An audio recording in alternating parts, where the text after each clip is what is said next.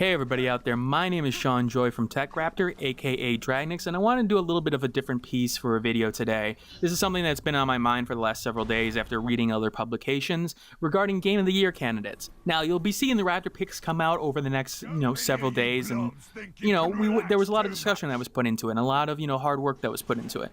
And I'm not saying that the other publications didn't do so as well, but there's one game that stood out in those publications that has me really concerned, because I think it's a bad inclusion on a Game of the Year candidates list, not only for what the game is, the game itself, perfectly fine, perfectly fun, but the game itself is what the game's supposed to be and what it means for the industry, because I think it's a bad move in terms of putting it on the list. And I'm going to explain that a little bit and maybe start a discussion with you guys in terms of where you think that my opinion is coming from. So, what am I talking about? Well, I'm talking about PT. PT is the playable teaser designed as a demo that was released on the PS4.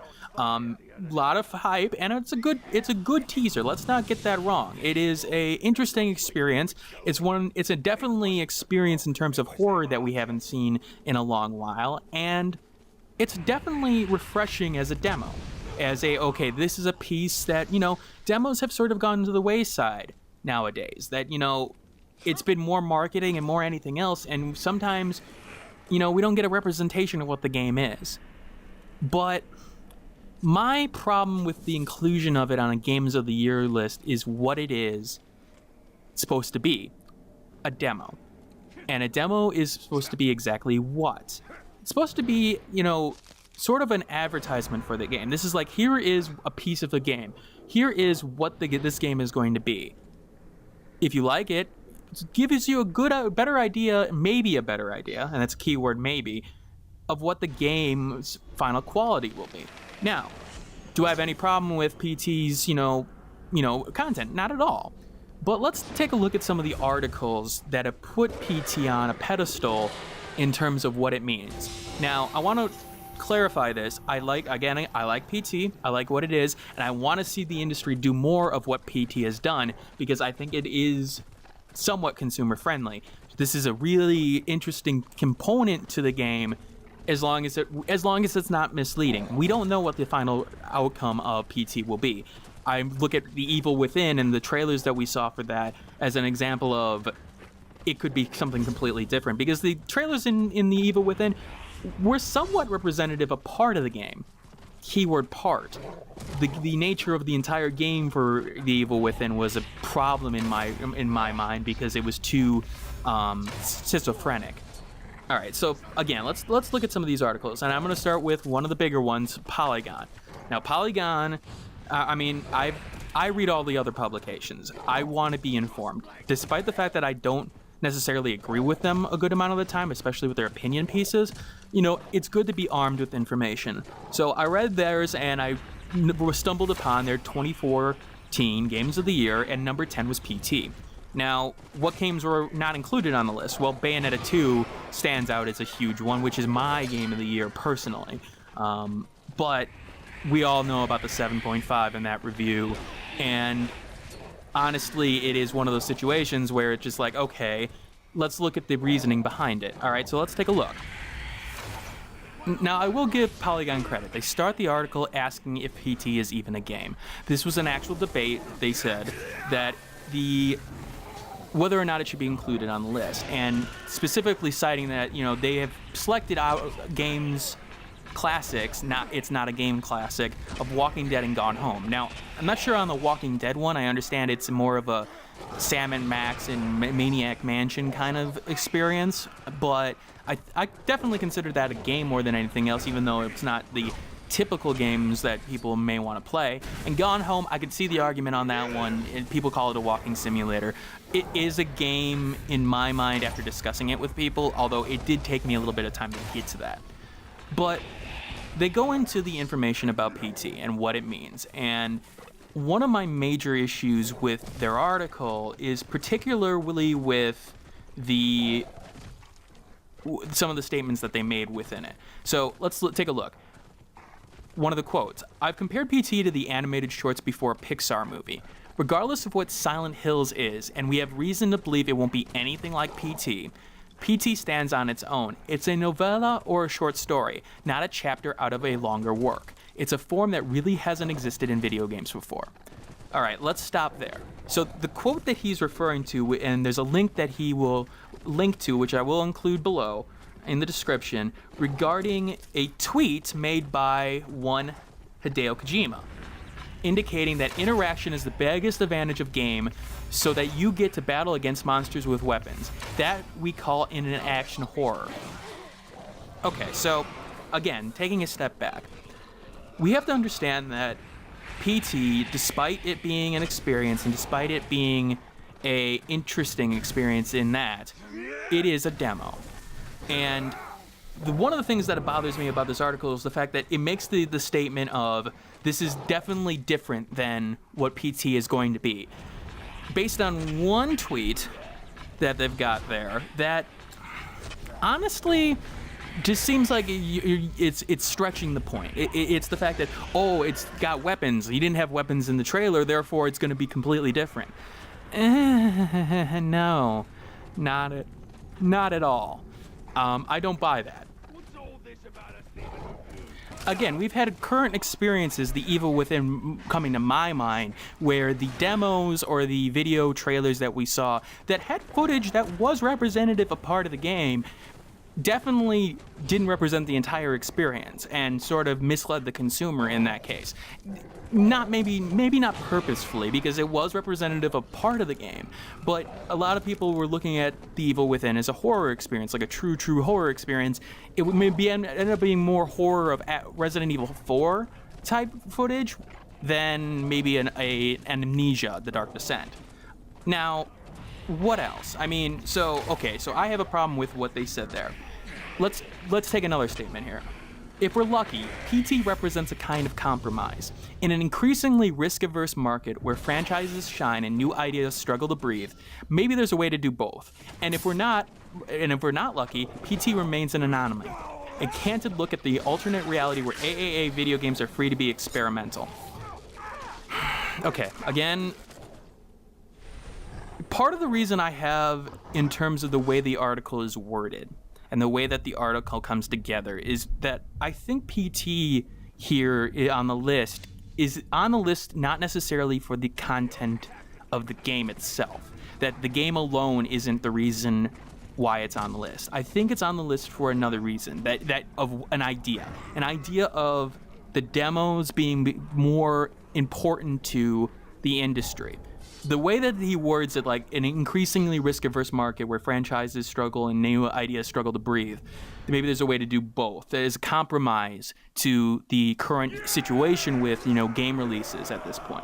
Well, in my mind, the Game of the Year candidate should come down to the game's content and quality by itself, and not necessarily in a box per se, but that the idea of it influencing the industry should be taken out, because you don't know what kind of influence it's going to have for the industry. It's all speculation. Now, I'll admit, if it was like an award for maybe most, innovative or most, influential, or, something like an honorable mention, I think I'd have less problems with it.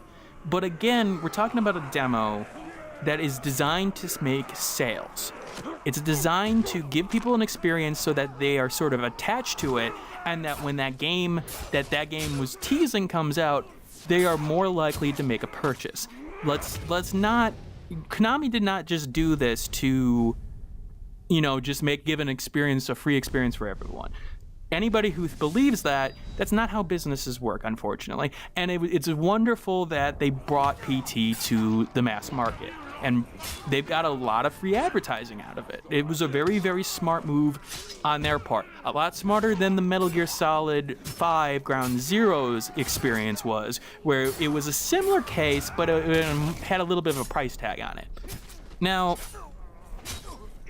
why put that in the Game of the Year candidates over some probably better candidates? Well, to me, it's the hype train thing. Now, again, there has been talks of collusion in games and games journalism, and the idea of that they need to work with developers and producers to, you know, bring good games to the market, or, you know, be able to make sales. And to me, this is sort of an extension of that. To me, the PT's inclusion on the list was more so problematic for what it represents. The idea of, hey, look, a demo, oh, we're getting excited. The whole Destiny thing is a prime example of that. Hey, Destiny, this looks so cool, this looks so awesome, it's wonderful, it's going to be changing the experience for everyone. Oh, Destiny didn't change the experience for everyone.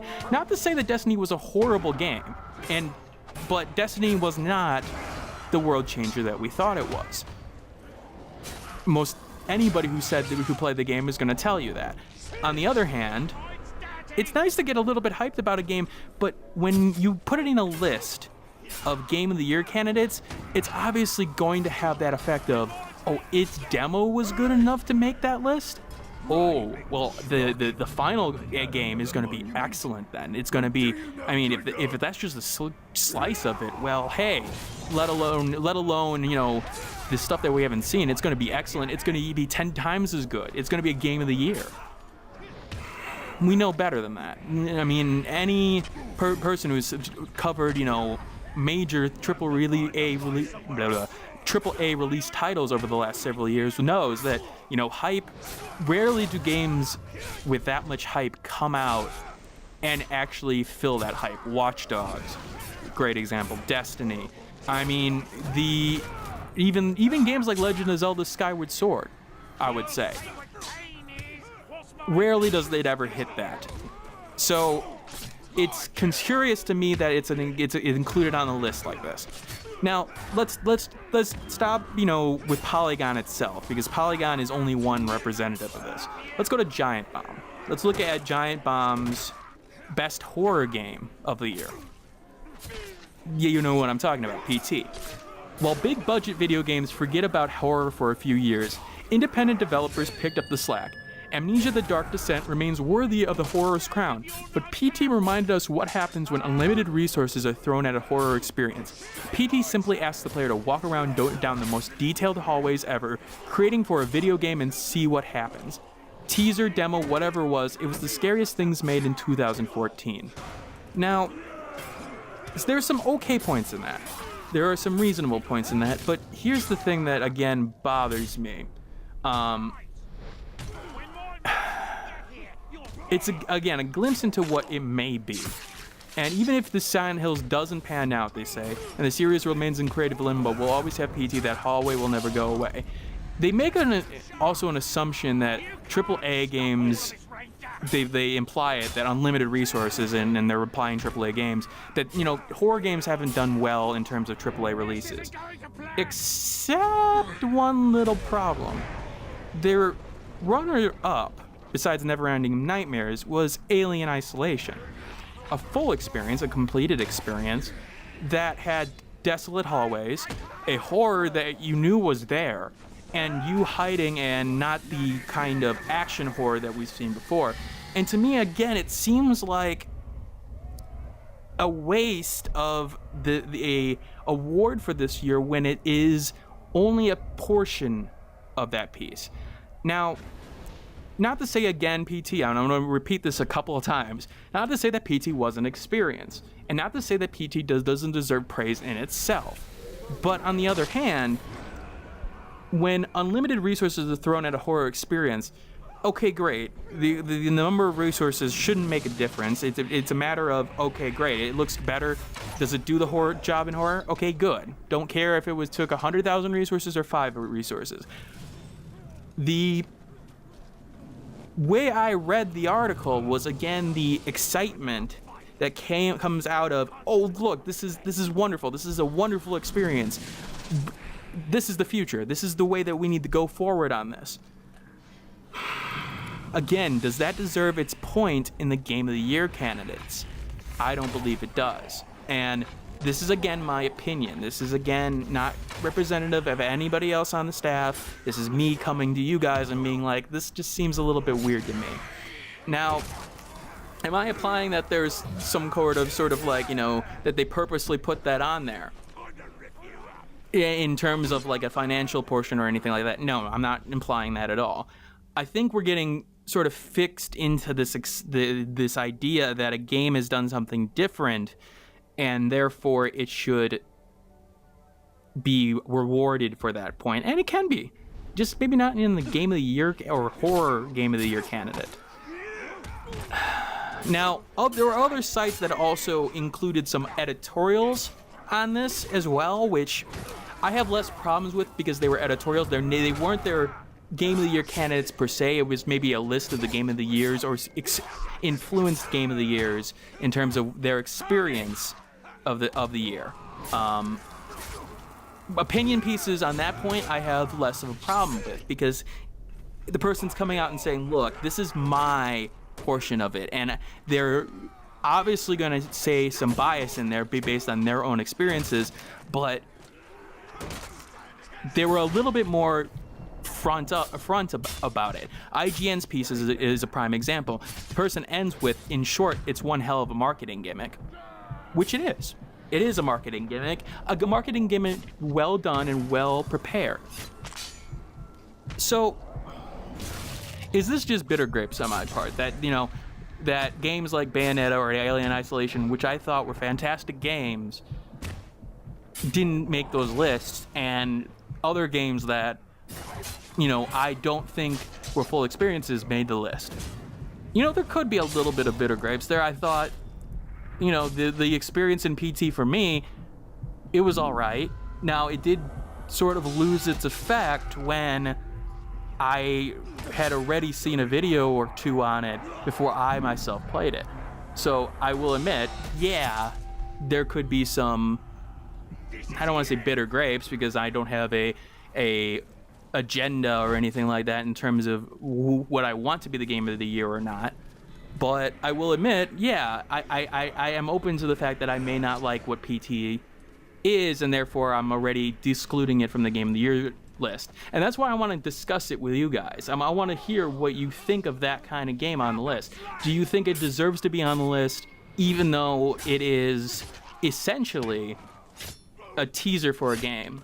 That it is a teaser for a game that is designed to get you interested in it and get the hype up, rather than maybe giving you a full game experience? Is a game like that worthy, a short game like that worthy to be on a list like this? Short games, to me, yeah, it doesn't matter if the game's 30 minutes or 10 hours. If the content is worth it, then, and the experience is worth it, okay, fine. I do think that a game that has a fuller, longer experience that is able to pull it off a little bit longer, like Alien Isolation, deserves a little bit more credit than a game that was a slice of what the game is supposed to be, and in particular, a slice that may not necessarily be fully representative of the game afterward. So, yeah, that's exactly what I wanted you to hear from you guys. Do you agree? Do you disagree? I mean, I would love to hear your comments in the section below, because honestly, it's the kind of game and the kind of reading that I did that sort of gets me, a little bit fired up. Like, why the hell is this on the list? And I want to hear from you guys. I want to hear exactly what you think and what kind of opinions you have on a game like this. Maybe you didn't see it as a problem, or maybe now, with a little bit of information, maybe you do see it as a problem. Just let me know. Leave your comments in the comment below, and I will be responding to that as Dragnix, of course. So, this is Dragnix, aka Sean Joy from TechRaptor, signing out. I hope you guys have a wonderful day and keep on gaming. And if you don't mind, I'm gonna go kill some more orcs, because yeah, I just started recently playing Shadow of Mordor. Having a good time. Later.